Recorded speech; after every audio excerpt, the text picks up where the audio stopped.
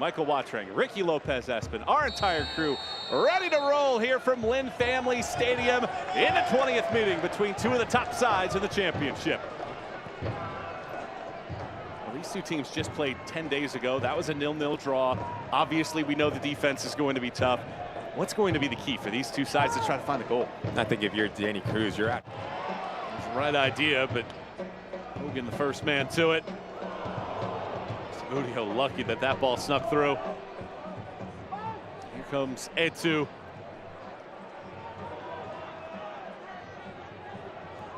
Etu will take a defender on. Send it in, headed away. Blackstock right at Semla. He does his job to push it away. As Etu has one thing on his mind. Put this in a dangerous situation, ask questions of this back line of LouCity. The ball pops out. What a terrific strike this is from Blackstock. Head down, laces through that ball. Fortunate enough for Zemla, straight at him. Big time save.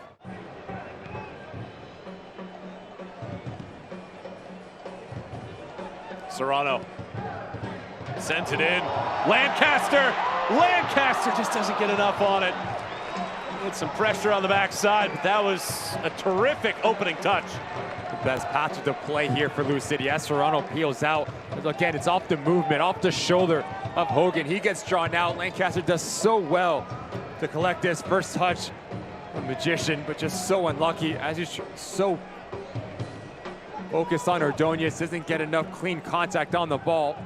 If you're the three center backs for the Riverhounds, you have to be. Three matches currently going on in the championship.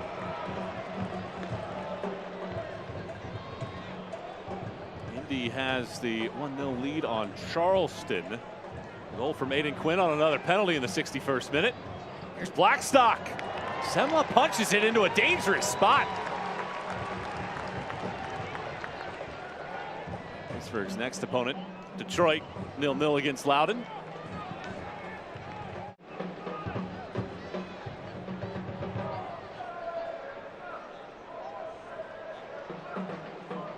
That play mishandled. Here comes the break now from the Riverhounds. Etu joining the party. He gets the pass. Junior Etu! How about Semla? A first save and a second. Terrific keeping by the 25-year-old. Latter part of the first half just wins his individual battle, and then it's all about the willingness to get on the end of things. As Etu makes this run, if you're Manny Perez, you need to close down that angle. You can't go vertical. You need to close down this run from Etu. But you talk about Semla, not once, but twice, makes himself extremely big and close.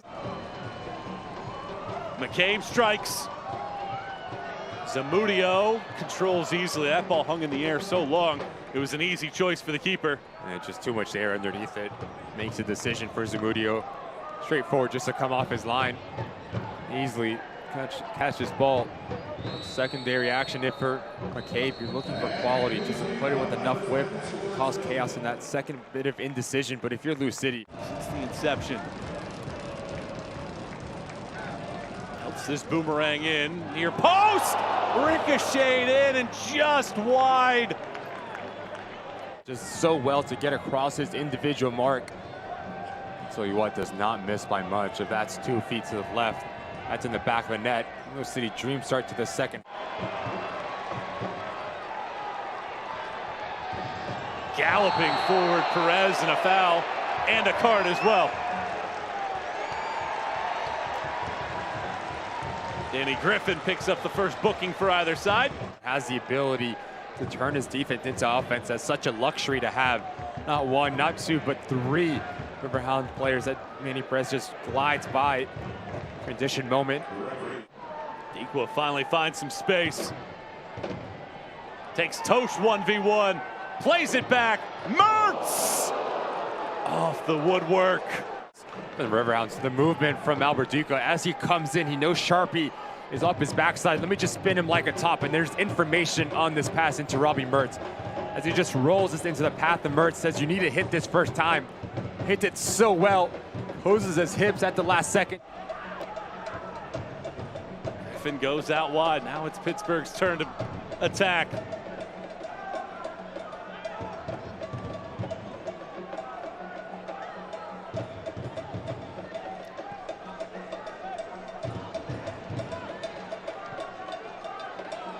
Blackstock. Great passing. Dequa! Outside of the cage this time. Posing back line. The vision, the technique, quick around the corner, slow in rotation as Sharpie gets drawn out once again, but give credit to Zembla. Comes off his line extremely quick and closes down the angle. Robert Dequa, you need to go far post with this or head it back across that 6-yard block where there's a lot of traffic. It's the trailing arm of the center back for the Riverhounds. They get away with one as it is Mogul Jr. who sees yellow. Tree of VAR here in USL Championship, but as he comes across, you see the change of direction in the ball. It hits his right trailing arm. He's with Louisville, but they have a deep bench. They have talent. Ownby coming back from a muscle strain. Into the box goes Etsu. Semla makes his 5th save of the night.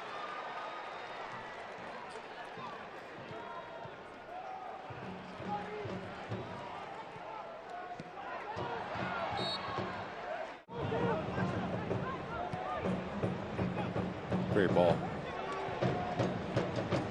Mertz turns. Some resistance.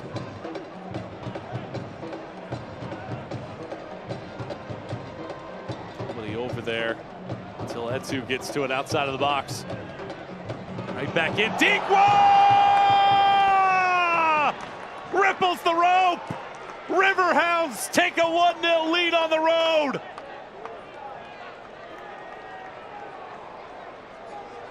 Nine goals on the year, make that number 10 for Albert Dequa, but it's all about the movement in and around this 18-yard box. As this ball recycles, he understands if I get lost in the box, if I beat my individual defender, the little change of pace right here between Sharpie, Mogul Jr., slow in rotation, but give credit to Junior Utsu.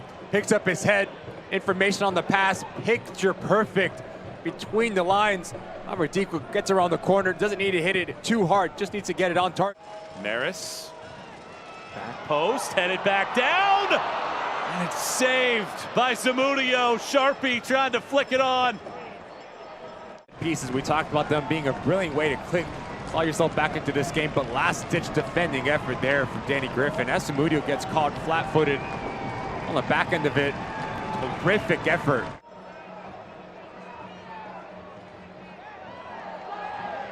Lancaster can't hold on to it, and another foul given, and another dangerous spot.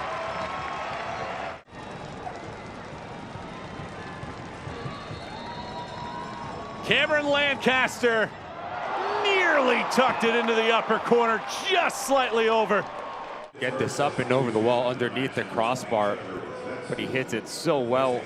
Just not enough bend on it, not enough dip on it, always rising. Definitely has it in his locker. Cameron Lancaster, you see the disbelief and the frustration. He should be testing Zamudio there. It's a really good effort. Well, one of the big reasons why that is, and we talked about it earlier, just the health of this group has been up and down this season, and Danny Cruz admitted sometimes it's not just about the consistency of the play on the field, but it's the consistency in the relationships that you have during training to try to ensure that that can translate to the game. There's a lot of times this year where players have been missing in action, and because of that, you haven't been able to develop that chemistry and relationship. On the flip side of it, it's always a next man up mentality. You go into the offseason, you do your homework, so when players do go down with injury. Here's the ball in the box, Perez. Just hit it well too hard. Finals, Elijah Winder scored in the 108th minute.